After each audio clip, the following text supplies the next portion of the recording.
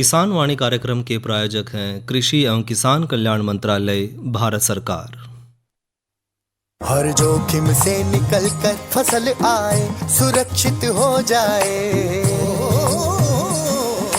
फसल बीमा से हर किसान अब आत्मनिर्भर हो जाए। संकट के समय प्रधानमंत्री फसल बीमा योजना किसानों के लिए वरदान है। अब सूखा पड़े या बाढ़ आ जाए कोई डर नहीं, अब ओले पड़े या कीट पतंगे फसल खा जाए कोई फिक्र नहीं, क्योंकि हमने लिया है प्रधानमंत्री फसल बीमा। बुआई से फसल कटाई तक हर जोखिम का दावा, न्यूनतम प्रीमियम पर अधिकतम भुगतान का वादा। योजना से हर साल जुड़ रहे हैं 5 करोड़ से ज्यादा किसान। अब आपकी है बारी। नजदीकी कृषि कार्यालय, सहकारी समिति, बैंक शाखा, अधिकृत बीमा कंपनी या जन सेवा केंद्र में स्वेच्छा से करा सकते हैं पंजीकरण। फसल बीमा पोर्टल या फसल बीमा ऐप द्वारा भी कराया जा सकता है पंजीकरण। प्रधानमंत्री फसल बीमा योजना, आपकी फसलों का संपूर्ण सुरक्षा कवच। कृषि एवं किसान कल्याण मंत्रालय, भारत सरकार। किसान वाणी कार्यक्रम सुनने वाले सारे बाण भाइयों ने विनोद भाई की राम राम। किसान भाइयों, आज के किसान वाणी कार्यक्रम में चर्चा करेंगे मिट्टी परीक्षण का महत्व और नमूना किस तरह लेवें, और साथ में भाइयों का कराएंगे मनोरंजन भी, और एक चर्चा और करेंगे नई फसल नई उमंग के तहत दलहनी फसल मूंग की जैविक तरीके से बिजाई पे। तो भाइयों, पहला करें चर्चा मिट्टी परीक्षण का महत्व और नमूना किस तरह लेवें। किसान भाइयों, जिस तरह हम सब जाना है कि चाहे इंसान हो चाहे जानवर हो, अच्छे भोजन और अच्छे वातावरण की ज़रूरत सब न है। और इसी तरह जो है ज़्यादा पैदावार अगर हम लेना चाह रहे हैं तो उस खातर भी जो है पौधों को भूमि तय, साथ में सही वातावरण और उसके साथ साथ कुछ जो जरूरी पोषक तत्व हैं उनकी भी ज़रूरत पड़ा है।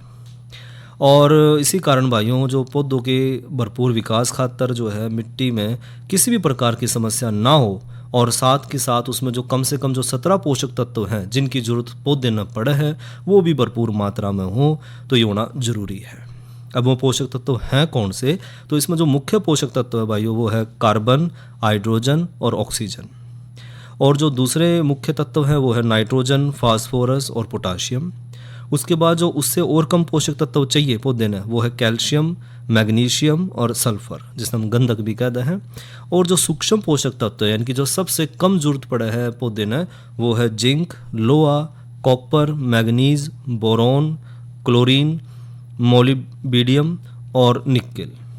अब ये जो सारे पोषक तत्व हैं 17 के 17, इनमें तक कार्बन और हाइड्रोजन और साथ में ऑक्सीजन जो है वो तो पौधा जल और हवा तय ले ला है। लेकिन जो बचे हुए पोषक तत्व हैं वो सारे या तो खेत की मिट्टी है या फिर जो उर्वरक हम मिट्टी में डाल रहे हैं उस तक पौधा लेवा है। और भाइयों, खेत की जो उपजाऊ शक्ति है उसका सही अंदाज़ा लगाना बहुत ज़रूरी है, ताकि हम यूँ तय कर सकें कि जिस खेत हम लगातार फसल ले रहे हैं उसकी घटती पैदावार के कौन कौन से घटक जिम्मेदार हैं और कौन कौन से उर्वरक कितनी मात्रा में हमने डालने चाहिए, इस बात का भी हमने पता लगा है। तो इस खातर भाइयों, मिट्टी का और पानी का जो परीक्षण है वो समय समय पर जरूर करवाएं।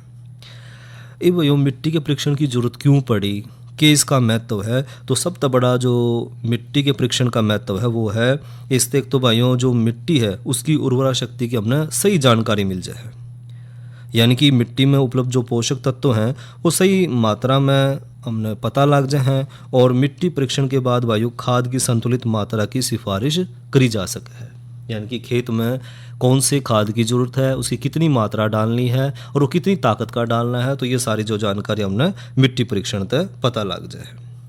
दूसरा इसका वायु जो महत्व है वो है कि मिट्टी परीक्षण के बाद जो है क्षारीय और जो लवणीय मिट्टी है उसको सुधारा जा सका है। साथ में भाई जो बाग बगीचे हैं वो लगाने खातर जो मिट्टी की उपलब्धता है उसके बारे में भी हमने सही राय मिल जाए कि ये जो ज़मीन है वो बाग लगाने खातर बढ़िया भी है, उपयुक्त है या नहीं है, उसकी जानकारी हमने मिट्टी जांच से पता लग जाए। इसका जो और जो दूसरे फ़ायदे हैं जो इसके महत्व हैं मिट्टी परीक्षण के, एक तो जो मिट्टी की भौतिक क्रिया है उसने देख कर उस मिट्टी में कितने पानी की ज़रूरत है, कितने खाद की ज़रूरत है, या पानी की कितनी बचत हम कर सके हैं, खाद की कितनी हम बचत कर सके हैं, उसके बारे में भी जो है सही सुझाव दिया जा सका है। साथ में भाइयों पानी परीक्षण के बाद जो है खेती योग्य जो पानी के गुण हैं, दोषों का जो है पता लगाया जा सके है कि पानी जो है, क्योंकि जब पानी की भी हम जांच कर रहे हैं तो पानी के भी गुण और दोष हैं कि पानी में जो है उसमें कैल्शियम की मात्रा ज़्यादा है या पोटाश की मात्रा ज़्यादा है, किस लवण की मात्रा उसमें ज़्यादा है, तो ये भी हम पता लगा सके हैं। साथ में जो लवणीय जल हो तो किस भूमि में फसल का कौन सी फसल उस जगह पर लगाना ठीक रहेगा, इसके बारे में भी हमने जानकारी मिल जाए है। साथ में अगर जल क्षारीय जल है तो उसके भी उचित प्रयोग का भी उपयोग हम जिप्सम के द्वारा करके यो हमने भी ज्ञान मिला है। तो पानी की जांच और मिट्टी की जांच दोनों जरूरी है भाइयों। अब हमने जो खेत का जो मिट्टी का नमूना हमने लेना है खेत है वो किस तरह लेना है। एक चीज़ हो भाइयों कि जो हम फसल ले रहे हैं उस खातर हम मिट्टी का नमूना किस तरह लेना है। एक तो जिस खेत का हमने नमूना लेना है उसमें अलग अलग जगह पे 5 या 6 निशान बना लें और हर एक निशानदेह स्थान के ऊपरी सतह तक जो घास फूस है, कंकड़ है, पत्थर है, वो सब साफ कर लें और लगभग 15 सेंटीमीटर वी के आकार का गड्ढा खोद लें, यानी कि ऊपर तक चौड़ा रवा गड्ढा जो है और नीचे उसमें फिर जो है बीड़ा कर दे चले जाऊँ, तो वी के आकार का एक 15 सेंटीमीटर का गड्ढा खोद लें। फिर भाइयों कस्सी या खुरपे की मदद से जो 15 सेंटीमीटर का गड्ढा हमने खोद दिया है उसकी सारी मिट्टी जो है वो एक सार खड़ी परत में काट लें और फिर इस मिट्टी को भाइयों साफ़ सुथरे तसड़े में या फिर कागज़ हो या बिल्कुल साफ़ सुथरा कपड़ा हो उस पर रख लें। ध्यान रखें कि जो खाद है या जो खाद के खाली कट्टे हुए हैं तो इसमें डालना नहीं है। जो हमने मिट्टी का नमूना लिया है वो खाद के कट्टे में नहीं डालना है। और इस प्रकार भाइयों खेत के जो बाकी हमने जो हिस्सा में निशानदेही करी थी 5-6 हिस्सा में, तो उनमें भी सब में यूँ ही मिट्टी का नमूना ले लें। और भाइयों जो ये 5-6 जगह पे जो मिट्टी का नमूना लिया है उसने अच्छी तरह आपस में मिला लें और जो घास फूस है, जड़ हैं या कंकड़ पत्थर हैं उन सब ने अच्छी तरह से निकाल लें और साफ़ मिट्टी ने फिर कागज़ या कपड़े की थैले में ले लें। उसके बाद भाइयों इस मिट्टी ने फैला लें और उसने 4 बराबर हिस्सा में बांट लें और इन चारों भागों में तो आमने सामने वाले जो 2 भाग हैं उनकी मिट्टी ने रख लें और बाकी मिट्टी ने फेंक दें। भाइयों इस प्रक्रिया ने तब तक दोहराते रहे जब तक मिट्टी का जो हमने नमूना लिया था खेत में 15-15 सेंटीमीटर की गहराई तक खोद कर वो 500 ग्राम तक ना रह जाए। जिस तरह 500 ग्राम रह गया तो यह प्रक्रिया दोहराना बंद कर दें और इस नमूने ने हम कहें फिर प्रतिनिधि नमूना। जो ये नमूना तैयार हो गया 500 ग्राम का, इस नाम को है प्रतिनिधि नमूना और जिसे हम जो है कोई भी जो नज़दीकी मिट्टी परीक्षण प्रयोगशाला है उसमें ले जाएं और जब लेकर जाओ तो ये बात का ध्यान रखें कि जो साफ़ सुथरी कपड़ा या कोई जो थैली है प्लास्टिक की वो साफ़ सुथरी हो, उसमें उसने लेकर जाओ। कोई जो खाद का या फिर जो फर्टिलाइज़र का जो कट्टा है उसमें ना डालें। और भाइयों नमूने वाली थैली पर एक पर्ची लगा लें, उस पर्ची पर अपना नाम, पता, खेत का नंबर और जो फसल बोनी है आगे उसका भी नाम लिख लें थैली पे। और भाइयों जो मिट्टी का जो प्रतिनिधि नमूना है जब उसने आप लेवा खेत में थे तो उसमें भी कुछ बातों का हमने खास ध्यान रखना है। एक तो जो नमूना जब हम ले रहे हैं मिट्टी का तो वो खाद के ढेर है या जो खेत की मेंढ है, पेड़ के नीचे की मिट्टी है या जो हमारी सिंचाई वाली नाली है इनकी जो खाड़ी है उसके आसपास की मिट्टी ना लेवा। दूसरा भाइयों जिस खेत में गोबर की खाद, कंपोस्ट, उर्वरक या चूना, जिप्सम या कोई दूसरी जो है भूमि सुधारक जो हमने डाला है तो उस जगह पे अगर हाल ही में डाल लिया है वो तो उस खेत का नमूना ना लेवा। और अगर मिट्टी ऊसर है या ऊसर की समस्या है उसमें तो इस तरह की समस्या तो जो ग्रसित खेत है उसका भी किसी भी भाग का नमूना अलग तय ले लें। और जहाँ तक संभव हो पाए भाइयों गिल्ली मिट्टी का नमूना ना लेवें, उसने बढ़िया छाँव में सुखा कर फिर जो वो बुरबुरी मिट्टी हो जाए, सूख जाए तो फिर प्रयोगशाला में उन्हें बेचें। और जो खड़ी फसल है अगर हम उसमें नमूना लेना चाह रहे हैं तो खड़ी फसल में अगर कोई खाद नहीं डाली गई हो तो जो फसल के बीच की कतार है उनके बीच वाले हिस्से की मिट्टी का नमूना हम ले सके हैं। और बेहतर होगा भाइयों नमूना बिजाई के लगभग 1 महीने पहला प्रयोगशाला में भेज दें, यानी कि जो हम अगली फसल लगाने जा रहे हैं उस फसल में लगाने तक 1 महीना पहला जो है मिट्टी का नमूना प्रयोगशाला में भेज दें।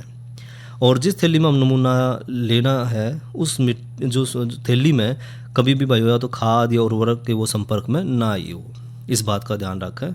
और मिट्टी परीक्षण की रिपोर्ट के अनुसार भाइयों उर्वरक है या जो भूमि सुधार रसायन है उसका सही मात्रा में प्रयोग करें। और साथ में एक और बात करें इसके बारे में कि कलर सुधार खातर क्या करना है। कलर सुधार खातर भाइयों पहला नमूना लवण तय के ऊपर तय लगभग 2 सेंटीमीटर कस्सी तक कुरेद लें। फिर जो बाकी 4 नमूने हैं वो 2-15, 15-30, 30-60 और 60-90 सेंटीमीटर की गहराई पर अलग अलग लेवें। यानी कि 2 तक 15 सेंटीमीटर की गहराई, फिर 15 तक 30 सेंटीमीटर की गहराई, फिर 30 से 60 सेंटीमीटर की गहराई, और जो चौथा नमूना है वो 60 तक 90 सेंटीमीटर की गहराई पर लेवें। और अगर भाइयों बाग लगाने हैं, बाग लगाने खातर मिट्टी की जांच करवानी है तो 1 मीटर का गड्ढा खोद कर उसमें भी भाइयों जो है ऊपरी सतह तले के 15 सेंटीमीटर, फिर 15 से 30 सेंटीमीटर, फिर 30 से 60 सेंटीमीटर, 60 से 90 सेंटीमीटर, 90 से 120 सेंटीमीटर, इस तरह भाई 120 से फिर 150 सेंटीमीटर, 150 से 200 सेंटीमीटर तक की गहराई के अलग अलग नमूने ले लें और फिर उसने प्रयोगशाला में जांच खातर भेजें। और किसान भाइयों जब मिट्टी की जांच खातर नमूना जो भेज रहे हैं हम प्रयोगशाला में, तो उसमें भी 1-2 बात का ध्यान ज़रूर रखें कि किसान भाई जो है अपना नाम, अपने गांव का नाम, अपना पूरा पता ज़रूर लिखें, खेत का खसरा नंबर या पहचान नंबर जो है वो लिखें, सिंचित है या ऐसी चीज़ ज़मीन है वो लिखें, उस पर पहले ली गई फसल कौन सी है वो भी लिखें, और आगे जो फसल लगानी है वो भी उस पर लिखें। साथ में नमूने लेने वाले का नाम और उसके हस्ताक्षर, साथ में तारीख भी ज़रूर लिखें भाइयों।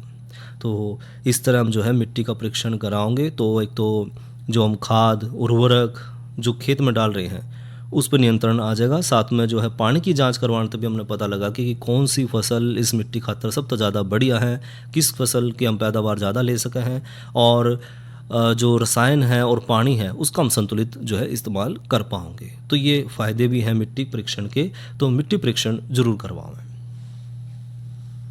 ये तो बात करी भाइयों हमने मिट्टी परीक्षण का महत्व और नमूना किस तरह लेवें।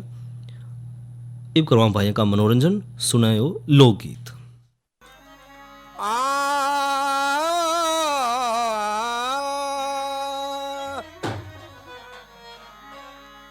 भारत में जड़ नुकसान की, फिर नुकसान की, आपस की फूटी बुरी से हो, आपस की फूटी बुरी से।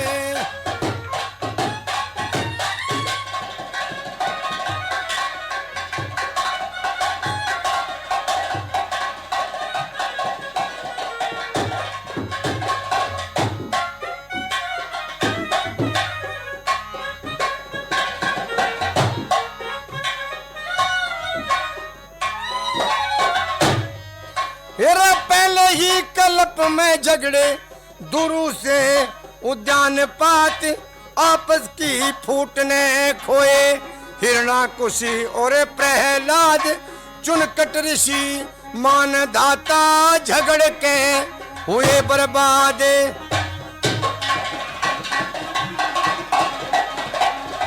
काल गैल काया झगड़ी रही ना किसे काम की, हेरा फूट में लड़ाई हुई अरे रावण गल्या राम की, और फूट ने बिगाड़ी हस्ती लंका जैसे गाम की।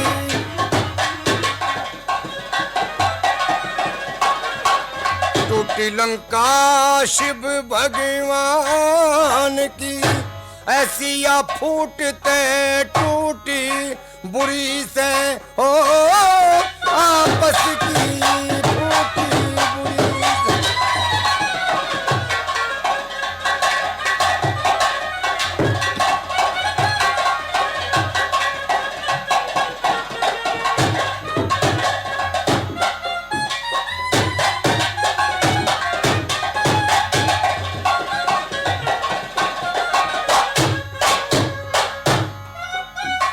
बाली और सुग्रीव का भी फूट में हुआ था जंग, बाणासुर सहस्रा बाहु फूट ने बनाए तंग, हेरा कृष्ण और कंस का भी फूट ने बिगाड़ा ढंग।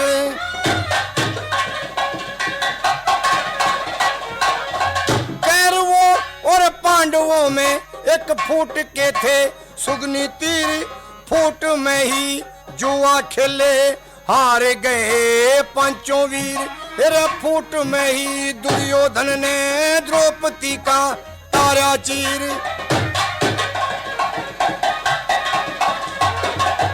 लुटी इज्जत खानदान की, ऐसी या लुटा लूटी बुरी से हो आपस की फूटी बुरी।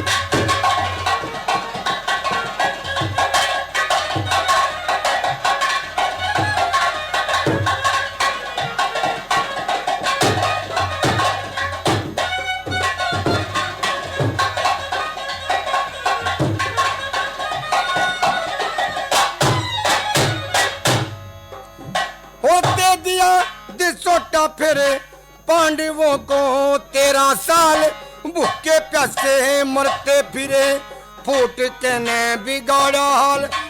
महाभारत होकर ही रहा रे फूट की ना डटी झाल। तेरे कसूर और बेकसूर महाभारत में मारे गए, अश्वत्थामा द्रोणाचारी गुरुओं के सिर तारे गए। थोड़ी सी झूठ ते पांडवे नरक के मां डारे गए। मिली जगह नरक स्थान की, और यूं थोड़ी सी भी झूठी बुरी से है आपस की।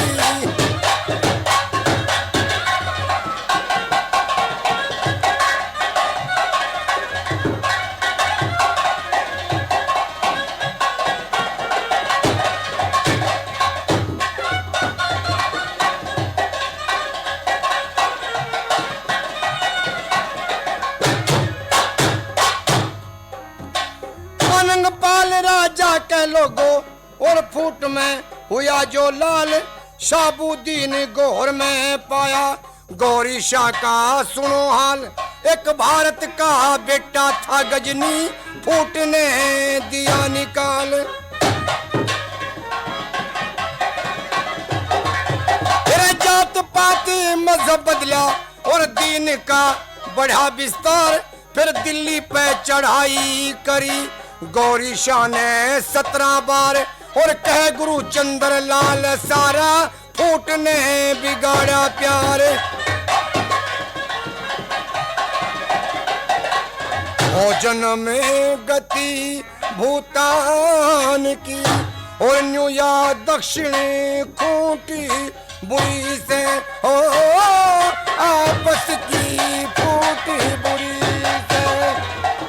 भारत में जगन किसान की, आपस की फूटी बुरी से है आपस की फूटी बुरी। ये तो सुना भाइयों ने लोकगीत, और गायक कलाकार भाई थे अमर सिंह। और भाइयों इसी के साथ बात करें मौसम की, तो आज का अधिकतम तापमान रहा 41 डिग्री सेंटीग्रेड और न्यूनतम तापमान रहा 18 डिग्री सेंटीग्रेड।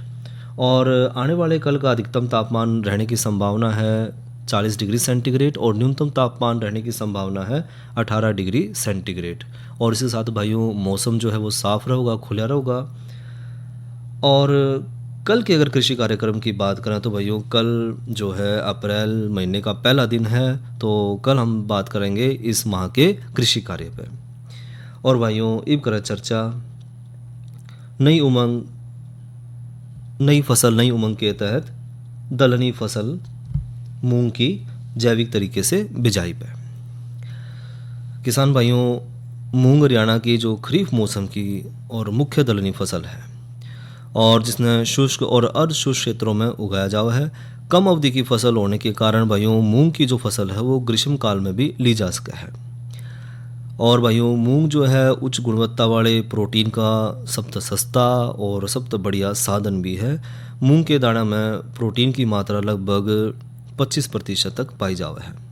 और आमतौर पर भाइयों यह फसल जो है कम उपजाऊ मिट्टी में और सीमित संसाधनों के साथ ज़्यादातर बोई जावा है, जिसके कारण इसकी उपज बहुत कम हमने मिला है।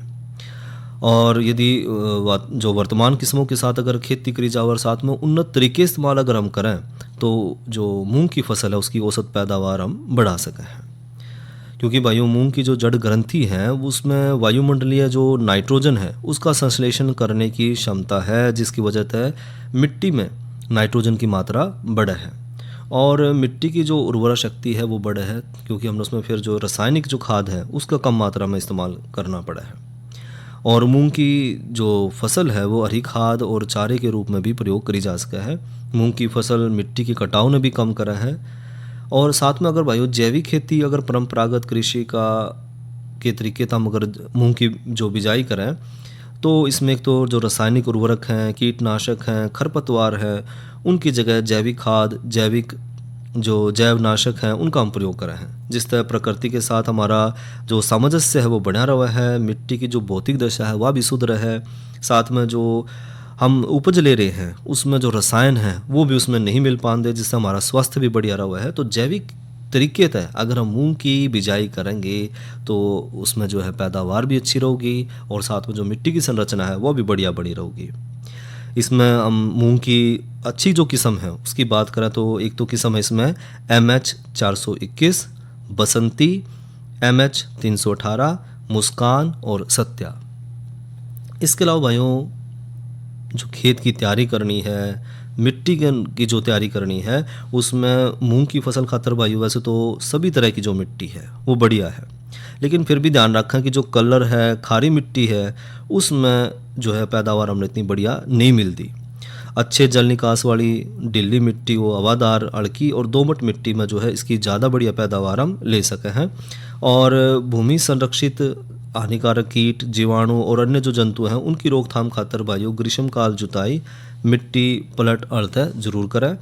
और खेत तैयार करने के लिए भाइयों दोहरी जुताई करें और सुहागा लगावें, जिससे खेत का जो है खेत एक तो समतल हो जाएगा, दूसरा उसमें जो खरपतवार है और जो ढेले हैं वो नहीं बचाएंगे।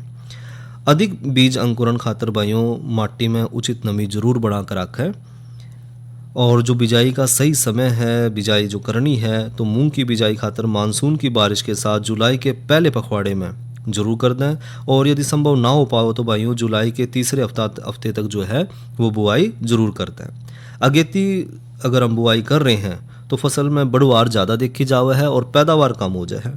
इसी तरह अगर हम पछेती बिजाई कर रहे हैं तो उसमें पीले मोजैक विषाणु का संक्रमण ज़्यादा बढ़ जाए है। इसलिए किसान भाइयों ध्यान रखें कि बिजाई जो है उचित समय पर और उचित बीज के साथ ही करें। मूंग खातर भाइयों 6 से 8 किलोग्राम बीज 1 एकड़ के हिसाब से पर्याप्त रहा है। और कतारों की बीज की जो दूरी है वो सिंचित क्षेत्र में तो 30 सेंटीमीटर रखें और जो असिंचित क्षेत्र है उनमें 45 सेंटीमीटर की दूरी बनाकर रखें। और पौधे के बीच जो है 10 सेंटीमीटर का फासला रखें, छटाई करें ताकि पौधे जो है चारों ओर सूक्ष्म जो वातावरण है उनके चारों तरफ वो बना रहे और उपज में बढ़ोतरी हो। और भाइयों जब ये तो बात हुई खेत की तैयारी और मिट्टी की तैयारी और बिजाई का जो है समय कौन सा रहेगा सही, अब बीज का उपचार, क्योंकि भाइयों मूंग की जो फसल है उसने अगर हम उसकी ज़्यादा से ज़्यादा उपज लेना चाहे हैं तो बीज ने पहले राइजोबियम और PSB तक जो है उसने उपचारित कर लें, क्योंकि भाइयों राइजोबियम जो है वो मूंग की जो जड़ ग्रंथि हैं उसमें जो नाइट्रोजन का संश्लेषण करने में सहायता करे हैं और जिस तरह जो नत्रजन है यानी कि जो नाइट्रोजन है उसकी उपलब्धता बढ़े है। और साथ में जो PSB है वो मिट्टी में मौजूद फास्फोरस ने फसल के लिए सुलभ बना दिया है, उपलब्ध बना दिया है। इसलिए भाइयों जो बीज जो है उसने राइजोबियम और PSB तक उपचारित जरूर करें। और उसके साथ भाइयों जो मिट्टी है और जो बीज जनित रोग हैं उनकी रोकथाम खातर बीज ने थायरम 4 ग्राम प्रति किलोग्राम के हिसाब से उपचारित जरूर करें। ये जो रोगजनक की वृद्धि को कम करे है, साथ में जो है मार्क है पौधे की जो रोगरोधी क्षमता है उसने बढ़ावा है। इसी के साथ भाइयों जो मिट्टी में मौजूद कार्बनिक पदार्थ है उसके अपघटन को बढ़ाकर जैव उर्वरक का काम भी करे है और सही तरीके से बीजोपचार करने से बीज अंकुरण बढ़े है, साथ में जो मृदा जनित रोग है वो भी खत्म हो जाए। बीजोपचार का सही तरीका क्या है? बीजोपचार करने के लिए भाइयों एक जो है 2 कप पानी ले लें, उसमें 50 से 60 ग्राम गुड़ घोल कर 1 एकड़ में बिजाई कर दें और अच्छी तरह तो उसमें मिला कर और ताकि जो है बीज का जो द्रव्य है, जो गुड़ का जो घोल है वो अच्छी तरह से लग जाए। साथ में भाइयों जो पोषक तत्व हैं उनका भी प्रबंधन और खाद जो देनी हमने वो कितनी देनी है। तो मूंग की फसल में बिजाई के समय पर 6 से 8 किलोग्राम नाइट्रोजन और 16 किलोग्राम फास्फोरस प्रति एकड़ डालने की जो है ज़्यादा सिफारिश करी जावा है। और नाइट्रोजन संश्लेषण की जो प्रक्रिया है वो मूंग की बुआई के 2 हफ्ते बाद ही शुरू हो जाए। इसलिए भाइयों खेत तैयार करने के समय पर जो है फसल में खाद डालना है और खाद डालनी चाहिए ताकि जो है पौधे में पोषक तत्वों की कमी ना हो। और कोशिश करें कि भाइयों खाद का उपयोग जो है मिट्टी परीक्षण के बाद ही करें, क्योंकि मिट्टी परीक्षण करने के बाद हमने यूँ पता लग जाए कि जो है कितनी हमने मात्रा उसमें जो है खाद की डालनी है। इसके अलावा भाइयों सिंचाई का प्रबंधन करना है, खरपतवार प्रबंधन भी करना है। तो उसके लिए भाइयों जैविक खेती में जो है मूंग की उपज बढ़ाने खातर फसल है उसमें खरपतवार प्रबंधन करना बहुत ज़रूरी है, क्योंकि खरपतवार फसल के साथ साथ जो है प्रकाश है, पोषक तत्व है, नमी है और जगह के लिए भी स्पर्धा कर रहे हैं और पौधे की बढ़वार पर वो असर डाल रहा है। तो मूंग की फसल में 2 निराई गुड़ाई करके खरपतवार की जो है बढ़ोतरी है उसको हम कम कर सके हैं। पहली गुड़ाई बुआई के लगभग 20 से 25 दिन के बाद और दूसरी 30 से 35 दिन के बाद जरूर करें। और सिंचाई प्रबंधन की बात करें तो मानसून सामान्य होने पर तो भाइयों खरीफ मूंग में सिंचाई की जरूरत नहीं पड़ती, लेकिन यदि बढ़वार के समय खेत में उचित नमी ना हो तो सिंचाई जरूर करें। और जो खड़ा पानी है मूंग की फसल में नुकसान पहुंचाव है, इसलिए जो जल की निकासी है उसका भी ध्यान रखें। और मिट्टी की जो क्योंकि भाई इससे क्या होगा कि मिट्टी की जो जल धारण करने की क्षमता है वह बढ़ा है, तो इस तरह जो है मूंग की जैविक तरीके से हम खेती करके अपनी पैदावार बढ़ा सके हैं। साथ के साथ जो हमारी मिट्टी की जो भौतिक दशा है उसमें भी हम सुधार सके हैं। तो यह तो करी भाइयों बात नई फसल नई उमंग के तहत दलहनी फसल मूंग की जैविक तरीके से बिजाई पर। इस कार्यक्रम के प्रायोजक थे कृषि एवं किसान कल्याण मंत्रालय, भारत सरकार। अरे अरे अरे क्या कर रहा है? इधर इधर इधर हम बोल रहे हैं तेरे बीजू का। उतला बोल रहा है? हाँ, पक्षियों से तो हम खेत को बचा लेते हैं, पर इन घातक रसायनों से कैसे बचाएं? मतलब? देख बेटा, तू जो ये अंधाधुंध रसायन मिलाता है ना, मिट्टी की सेहत बिगड़ने लगी है। और जब माटी ही कमजोर पड़ जाएगी तो उपज कैसे सेहतमंद होगी? अरे पहले ऐसा नहीं था, पूछना अपने बड़े बुजुर्गों से, कैसे फसल लहलहाती थी, शुद्धता झलकती थी। हाँ, माटी भी तंदुरुस्त और लोग भी। अरे अब पहली वाली बात कहाँ? पर अब तो सब यही डाले हैं। सब नहीं, आज भी लाखों जागरूक किसान परंपरागत विधि से फसल उगा रहे हैं। खर्चा कम और उपज की कीमत भी बेहतर पा रहे हैं। सच है? रे बेटे, एक्सपीरियंस से बता रहे हैं, धूप में बाल सफेद नहीं किए हैं। हाँ। ठीक है भाई, मैं भी आज से जैविक खेती शुरू करूंगा। माटी से प्रेम की परंपरा है, परंपरागत खेती। और इसी के साथ भाइयों अपने भाई विनोद ने दो इजाज़त कार्यक्रम किसान वाणी समाप्त करने की। अच्छा भाइयों, राम राम।